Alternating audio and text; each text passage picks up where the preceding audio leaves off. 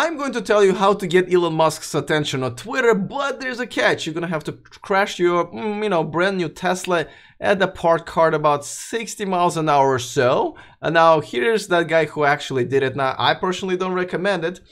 He posted some pictures here on Reddit under username Model 3 Crash Dummy, which is kind of funny. You gotta give it to him.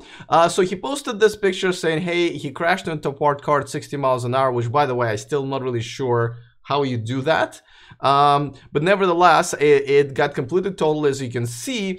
And he was saying how lucky he was because Tesla Model 3 is like one of the safest cars around, that paramedics told him that, he wouldn't have walked away from it at all if it was like a gas car. Now, I did not really think it was an actual story, because I want to be really careful how we estimate the results of a crash, right? I mean, there are insurance institutes and government agencies that conduct the studies, and we barely believe them, right? Because it's really just hard to tell, because these accidents are real life accidents. They happen at different angles, under different conditions, and so forth. In this case, we don't really know what kind of a parked car it was. Did that contribute to this accident being not as severe? Would this perform the same if it was a different car? So, the fact that this one guy who owns a Model 3 said that there was really, really good safety, and the paramedics told him the same thing.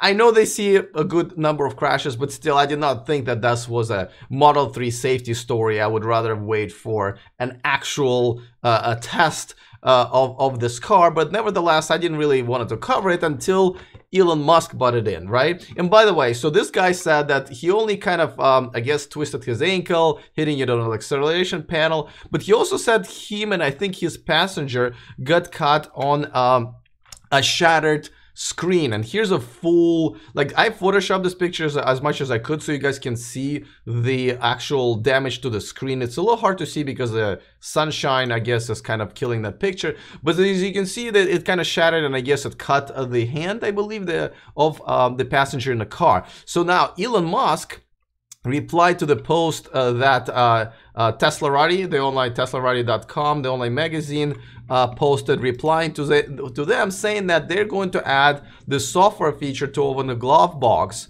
automatically when a car comes to a complete stop after a crash, because that's another thing that the guy was complaining about, saying that, I couldn't get my documents out because my screen was shattered. So, and it's, only, you can only control pretty much everything in Model 3 with the screen. So, so right away, Elon said that we're going to do that, which kind of makes me think, why didn't they think of that before? But most importantly, he also said, we'll look at bonding a thin plastic sheet to the front or back of the screen. And so I'm completely confused by this one. First of all, why isn't it already in there? So, I mean, I would have assumed any screen, just like your windshield, would not kind of shatter all over the place during the crash. I think anything that's kind of a glass that can hurt you would be already secured. So I'm a little surprised. I'm kind of wondering, what about the Model S and Model X screens? What about screens in other cars?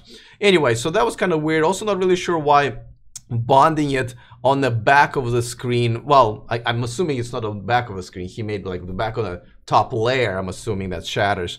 So yeah, so that's, I mean, first of all, great response. I'm not a big fan of Elon picking specific things here and there to reply to, because, right, if one guy had a problem, is it worth your time fixing that one particular problem versus maybe 100 or 1,000 other people having a problem and you not seeing their Twitter comment, or they're not on Twitter, right? Now, in this case, I think this is definitely good that he did it. I'm just not really big fan, as everybody else is, of him replying directly for random comments or what it seems that way. All right, so that's pretty good. I mean, again, I'm a little surprised, but that's really good. First test of the Model 3 in a while. Still don't know how you crash a car at 60 miles an hour in a parked car. Someone will have to explain it to me. But definitely good response from Tesla. And I hope they will maybe think ahead this time around, because I think this is something that could have been kind of thought through ahead of time. And I hope maybe if they haven't done it in the Model S and the Model X, they would have to do that as well. Let's see.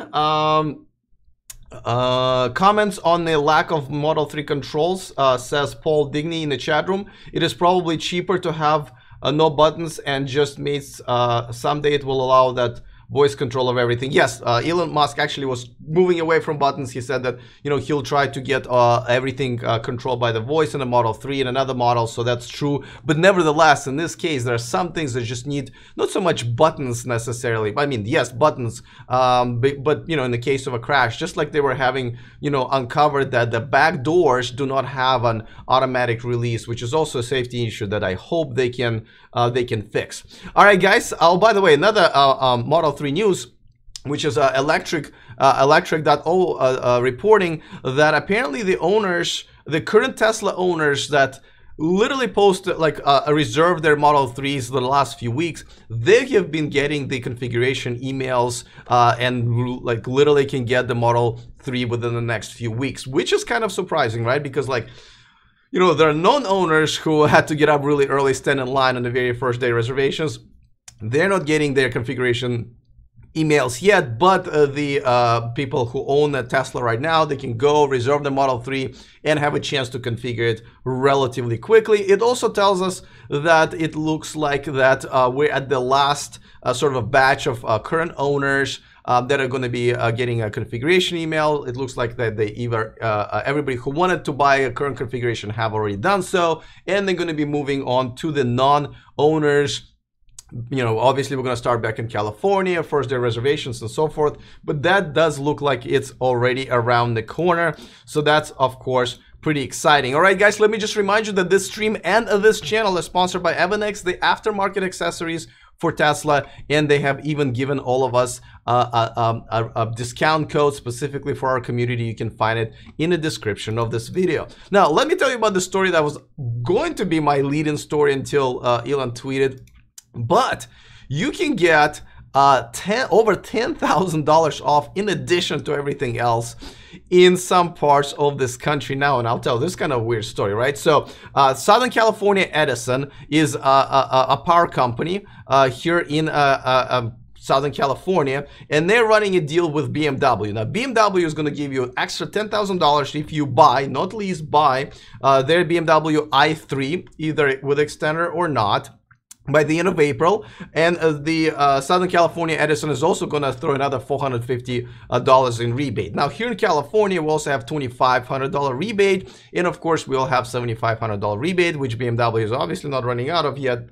So this brings the total discount on the BMW i3 in that area to $20,450. So this is really cuts it in pretty much half. Now, this morning also, PSE&G in New Jersey announced pretty much the same deal, except for in New Jersey, they don't have rebates on electric cars, but you don't have to pay sales tax on electric cars, which kind of works out to the same deal as far as BMW i3 is concerned, but could be even a better deal, of course, if you are getting a Tesla, so a much more expensive car. So this is very, very interesting that the BMW, now obviously they're getting rid of their cars because, you know, they're not selling as well, and this is an interesting deal. But, you know, I'm not a BMW i3 fan, but at the same time, you know, if you only have 20 grand to spend on a brand new car and you want it to be a BMW and you want it to be electric and you're okay with, well, it looking this way, but also a relatively small range, hey, listen, this may just not be that bad of a deal. So I just thought I'd mention this because this is interesting. I'm also assuming other utility companies are going to do this deal as well. We know Nissan Leaf had the same deal last year with some of the utility companies as they were trying to get rid of the previous generation Nissan Leaf. So that is definitely very interesting. So see if that's coming in town near you. Next story is second generation Roadster is on tour apparently. Well, not on tour. Apparently it was brought to a headquarters here in Palo Alto, California. This is a picture that was taken by one of their employees, Casey Spencer, and he posted on Reddit. Still don't quite understand why some employees can interact with media and post stuff and some don't. Don't get me started on that. But nevertheless, he posted a bunch of pictures on his Reddit account. And basically, it's on display. I asked Tesla if I could come over and check it out myself. They said, no. So I'm not going to get to see it. I already saw it last year at the unveiling, so that's fine. But I guess this is just on the display, so you can see there's a rope around it. And I'm sure it's just kind of a reward for headquarter employees to just check it out in person. Not sure if they're going to do anything with it around here, maybe take it to the track at the Tesla factory. We'll see, but definitely interesting development. By the way, if you guys are enjoying this show and this channel, please go ahead and give it a thumbs up. Always makes the video do much better after it is reposted. And of course, if you haven't subscribed, don't forget to subscribe. You know, we have fun here. You know, you'll get a brand new information about electric cars every day live. And of course, you become a part of this amazing community, which is awesome. Let's see. Brian in the chat room says, I think EVs are overpriced. Even though I'm an electric vehicle owner, I can't wait for competition to lower the price. Brian, it depends on which car you're talking about. I think some of the cars are actually underpriced. And, you know, with all of the incentives, it's actually not a, you can get a really good deal. So let me know which car particularly you think that's overpriced. We can revisit that. All right, another story that's kind of been developing. It's not like just kind of came up out of nowhere, but you know, there was a reports last year that Tesla reached a deal with Chinese government to create a Tesla factory there where they didn't have to co-own it with another Chinese company. Now, the deal normally is that if you want to do business in China, if you want to create a factory and produce something there, you have to partner up with a local Chinese manufacturer and obviously share your trade secrets with them in order to do that. Now, Tesla somehow managed to get a deal, at least, you know, it seemed that way, where they could just build a factory and own it just on their own. But now reports are coming out that I guess Chinese government is backing out of it. I don't quite understand. I mean, I've read a few articles about it at this point. I don't quite understand why they're backing out of it, but it looks like Tesla may not get that deal. I'm sure that other manufacturers had something to do with it as well, and especially Chinese manufacturers. By the way, China sells more electric cars than anywhere in the world. They're just kicking butt there. And Tesla has not sold that many cars there. I think it's like 15,000 or so compared to like 300,000 that they sell per year. Don't quote me on those numbers, but I just know they're very close to that, and they are not that great for Model S, Model X, obviously because there's a 25% tariff on those cars that are already expensive, and the Chinese manufacturers making relatively cheap cars because they don't have to kind of, you know, their regulations are a little bit different, and they get a lot of incentives from the government. The people who are buying cars get a lot of incentives, so it's kind of tough to compete. And this is a factory, well, this is a Fremont factory, but the factory that we're going to build in China supposedly is the factory where they were going to make the Model Y. So that may just get on the way of those plans as well. So that's that. By the way, let me also thank my Patreons who contribute to the show monthly. I really appreciate it. I try to post some behind the scenes stories, some special reports for them. If you're interested in supporting the show, go ahead and click on the link in the description of this video. Which brings me to another contribution to the show, which is comment of the day. And today it comes from Pat. And now this story we're talking about yesterday was about how Chevy Bolt is kind of dead now in Europe because Opel, the brand under which they were selling it, called Ampere E, was sold to a French company, and obviously you know, Chevy has kind of discontinued that altogether. Now, Pat is kind of putting a lot of comments together that I've seen already, and he said that and I kind of rephrase it because there are a few good points. Basically, the bottom line is Chevy is losing money on making Chevy Bolts, right? And a lot of manufacturers kind of not exactly making a lot of money on them. It also depends on what you mean by making money.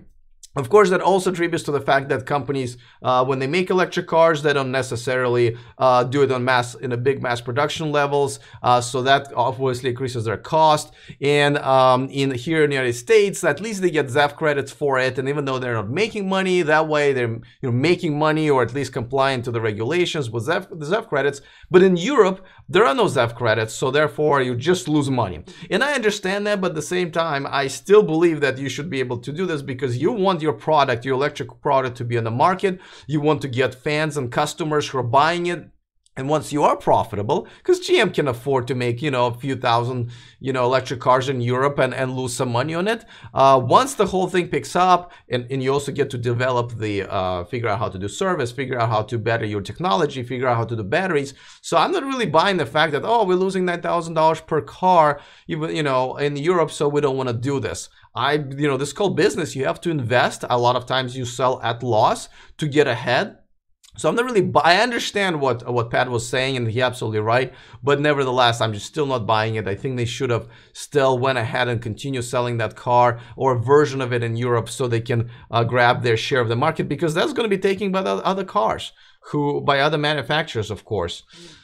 So let's see. Nigel in chat room says Ampere E never going to right-hand drive countries, UK, Ireland, and Sweden. He's asking. GM only makes the body. Koreans make the rest. Yes, I believe there is no left version of this, but really it's a moot point at this point. Nigel, unfortunately, as I reported yesterday, Opel is just gonna go with their Corsa and make it all electric and kind of replace that car need with that. So that's that. Kevin in the chat room says, if Tesla does not manufacture Model Y in the United States, I'm out. It doesn't look like it's going to be in the United States. There's just no factory here. It's either going to be in Europe or in China. He continues to say, I'll just keep buying S and X when the second-hand X becomes available. Okay, that's definitely an option. Model X is an amazing, amazing car.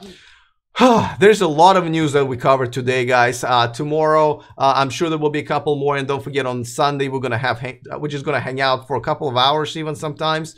We're gonna answer your questions. We're gonna recap everything that's going on, and we're just gonna have some fun. All right, I'm way over time, so I will see you guys tomorrow once again at 11 a.m. Pacific time. Other than that, see you tomorrow, and remember to stay charged.